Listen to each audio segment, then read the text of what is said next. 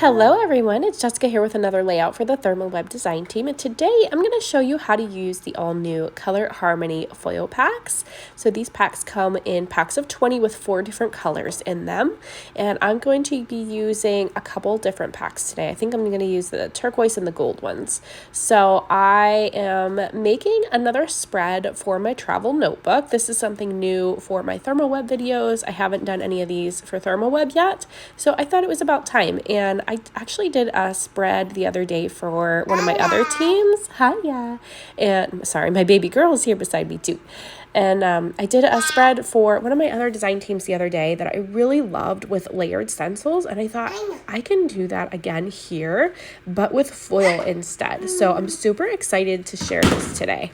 So if you've watched any of my videos for my travel album before on my own channel, then I like to create these little spreads for a little traveler's notebook, and I use all of my camping photos in it. So it's really cut down on my 12 by 12 pages because typically my pages only have 1 or 2 photos on them. Sometimes they have more, but typically only 1 or 2.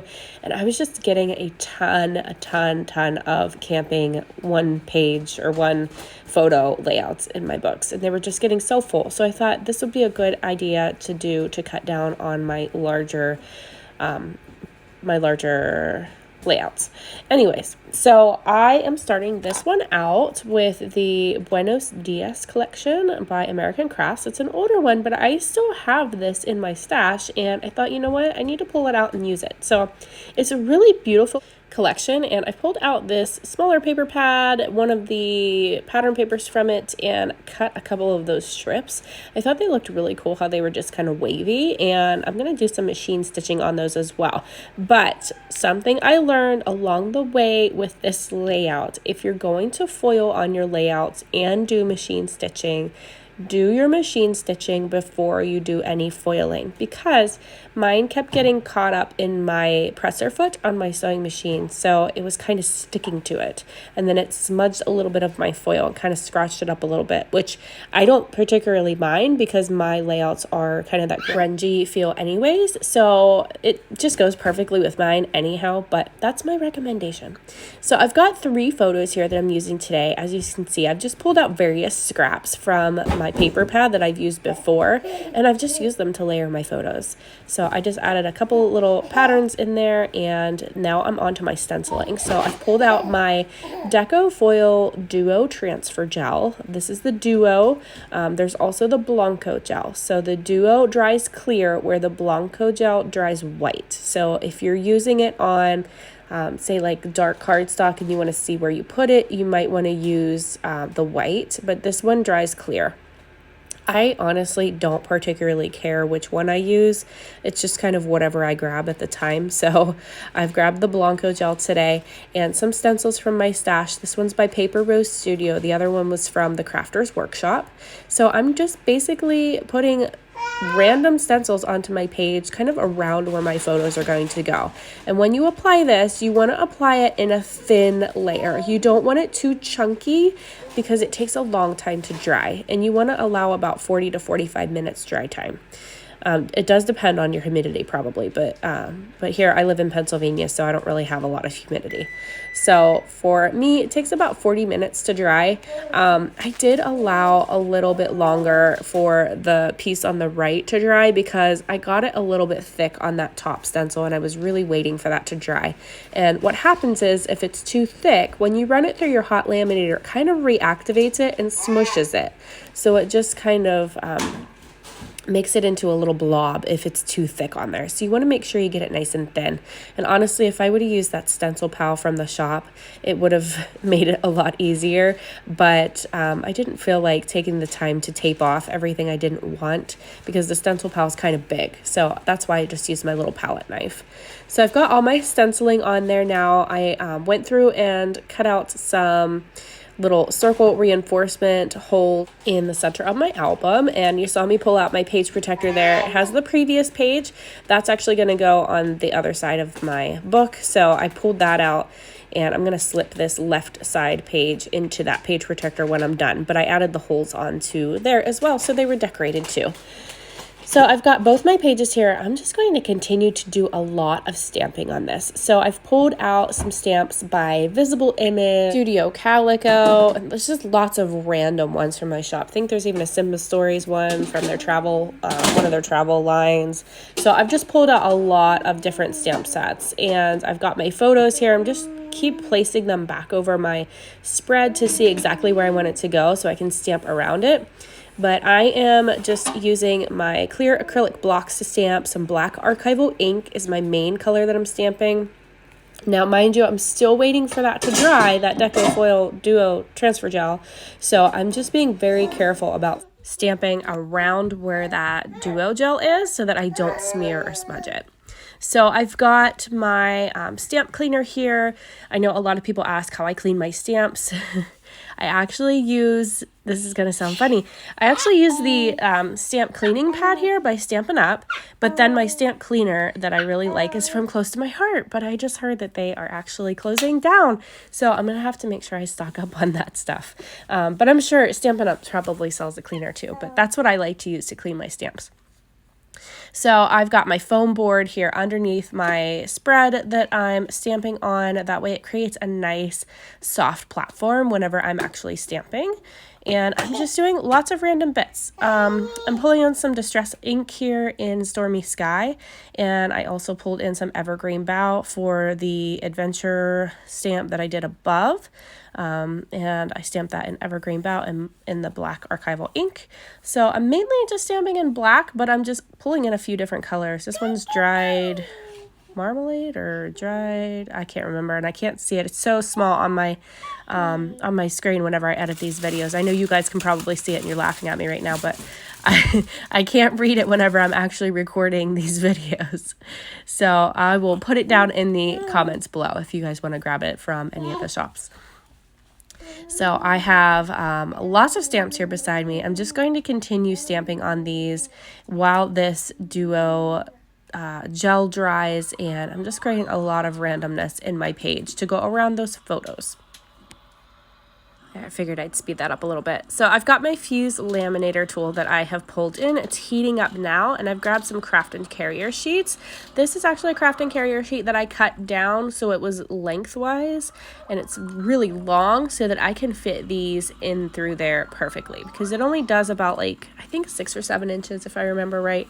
And mine are, I think my bigger one is 5 inches. So I've pulled out my turquoise and my gold foil packs here, and I've pulled out 3 different colors. I'm using aqua, the ocean one with the hearts, and then the gold one was the rose gold.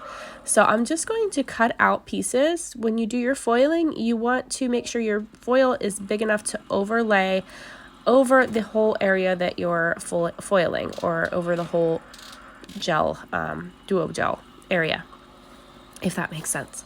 So I do like to overhang mine just a little bit. Now this other page is still kind of drying because of that thicker spot that I have, so I'm just going to let it alone for now while this one runs through. But this is this video is sped up a little bit, but this is like real time. This is how long it takes to run through. It goes through slowly, but it's actually pretty fast if you ask me. So I've got all these beautiful foiled stencils now. Doesn't that look so pretty? I just love it. And I love that ocean heart one. It's just so gorgeous. I've got my photo here. It's already layered up and ready to go down on my layout. I'm going to go ahead and place this down here in a minute, but I want to actually stamp a little border beside that photo. So I know more is more in my case. I'm always adding stuff to my layouts, and I just typically don't know when to stop, but I'm going to add a little border strip to the right side of my photo yet, and then I'm going to go ahead and stick it down. The adhesives that I'm using today is my tape runner. It's the Memory XL tape runner. It's pink. It's cute. Fits in your hand great. I love it. And what's really great about it, in my opinion, is that it's super, super easy to refill. So it's not like my other big, bulky ATG gun, which I also love, but this one, it's just so simple. You literally push a button, it pops apart, and you put in a new refill. It's so easy, and it just fits in your hand so nice. So it's really, really great for doing smaller projects like this, or if you're card maker, it's just so easy to just grab that and use. So I've got that. I'm going to go ahead and stick my photo down here in a moment. I might have already done it. I can't remember now. So I've got that there. I'm going to add some twine at the top too, probably tie it in a little bow. But for now, I'm going to kind of clean up this area and move some things around so that I can add some watercoloring here. I'm just using that same Distress Oxide color in Evergreen Bough, and I'm just going to color in some of these circles. I really thought that they just looked like they needed something extra, and that thought just occurred to me that I'm going to color these in. So I've just watered down some of that Distress Oxide ink and added it to my little circles using my paintbrush. Super easy and fun, and just a little something extra you can do on your pages or your cards. And I've got more stamps coming. I know, crazy, but I have more stamps that I'm going to put on this layout. And then I will finish running that other page on the left through my laminator here in just a moment. I'm basically just working on this other page while that one on the left dries so that I can foil that one. So I'm just kind of stamping more random little bits from all of my little stamp sets that I have out. This one's by Close to My Heart, I think, that photo favorites one. So I've got lots and lots and lots of stamps in my stash, and you guys can do this. Like, it's so easy to create something like this, just random. Just grab some stamps from your stash and just go to town. So I've got my foil here back again, and I am just layering this side up. I'm making sure that I cover all that gel. Well, trying to. I actually had to run it through twice because I didn't cover it all the first time perfectly. So I'm going to run it through once here, and then I will skip forward and run it through again because I missed one little spot. So I fast forwarded this video here. In a second, you'll see this will be the second time that it's coming out. And I actually wasn't sure if you could run it through twice, if it would mess it up at all, but it didn't. I left my foils on most of them. It didn't mess the other ones up at all. So you can see that it's kind of a little bit blobby in the top one because that's the one that I had thick, but it doesn't matter because it's actually a paint splotch kind of stencil anyways. So it doesn't matter to me that it's got a little bit bigger than it was supposed to be because it looks just fine. So I've got my photos here. I'm going to go ahead and stick these down and layer those up. And I've done my, I'm going to do some machine stitching on the top and bottom of it. And this is where I was talking about earlier. If you want to do machine stitching like I just did, make sure that you do that before you foil so that you don't mess up any of that beautiful foil that you did. So here's my twine coming in. I'm just tying this in a bow so that it's not hanging out anywhere. I like it to be clean on this one, despite everything else being super, super busy. So I've just got my Hemtique twine there. And then I'm pulling in little bits from this Buenos collection and some Vicky Boutin, actually. I'm pulling in some of the Discover and Create collection as well. I thought the colors really went well with this layout and my randomness here. So I'm just pulling in a few pieces like these little stickers from the title pieces. I'm going to use this one that says this is my happy place.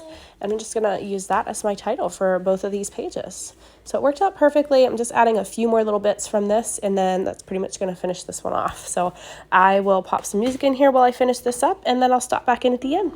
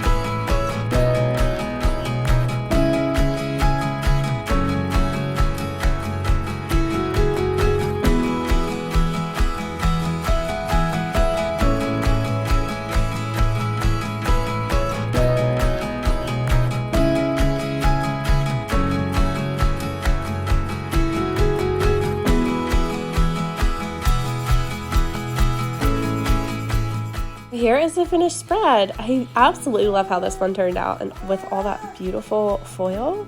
So if you guys want to grab any of those Harmony foils, I will put the links down below in the description so you can grab them from the shop if you want them.